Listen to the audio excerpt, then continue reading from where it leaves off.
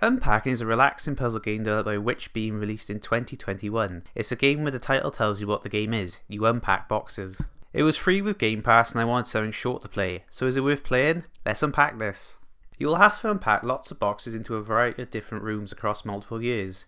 You do this by dragging and dropping items where you think they should go. There's no time limit and there's no fail states. Once you unpack everything, items that are in the wrong place will have a red outline around them. The puzzle aspect comes from finding enough space to put items in the right place. I like how the game doesn't tell you what's in the wrong place until every box is empty. It means you can just spend your time not really worrying about it and just focus on making the room look nice. It's never too hard to figure out where things go. The only times I struggled was when I couldn't tell what the item was, but this was extremely rare. Space was more the issue, so in one of the kitchens a lot of shit has to go into the room, and the items can be quite big, so it may take you a hot minute to figure out where the stuff goes. Like it turned out I had to put a kettle on a shelf, but what psychopath puts their kettle on a shelf? Also, you have to put her toothbrush on the counter next to the sink and not in a holder. Like, that's fucking weird, right? What if it falls off? It's amazing how much I can judge a person because of where I put her stuff.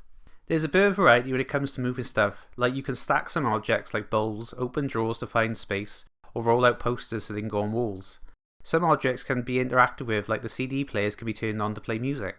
It feels as satisfying as it looks to play. You also get a photo mode after you beat a level. Do with that information what you will. Where the game shines is through its subtle storytelling. The game manages to tell a story without any dialogue. This is done through the items you unpack and where/when the levels take place. It's never explicitly stated you're playing as a girl. It didn't click for me until I started to unpack some bras and I was like, oh cool. I probably should have figured out before then though, with the girly room in level 1. Each level takes place on different years. They start in 1997 and end up in 2018, with 3 or 4 years between each.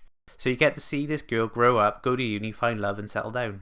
You unpack her stuff every time she moves. There's one level where she's moved in with a guy, but then in the next level she's moved back into her old home. It's actually impressive how you can figure this out, just by a time jump and a level change. It's also fun how you can figure out stuff about our character through the items, like it's a twist in a story.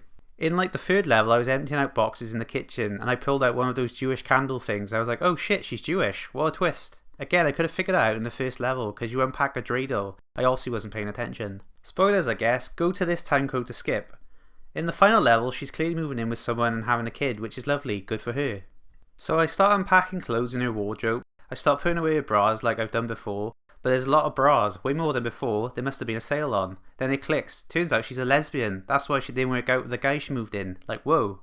The storytelling really manages to impress me, which I wasn't expecting from a game about moving shit.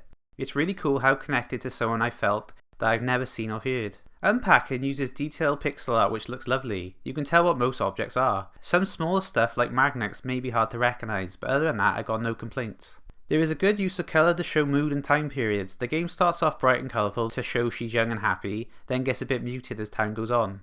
The music is alright, it's very minimal, but suits the game. The only negatives I have is that the game may get repetitive for you. It's basically the same thing from start to finish. It is very short though, so it didn't outstay its welcome for me. It may also annoy you that you have to take items out one at a time with no idea what items are coming next.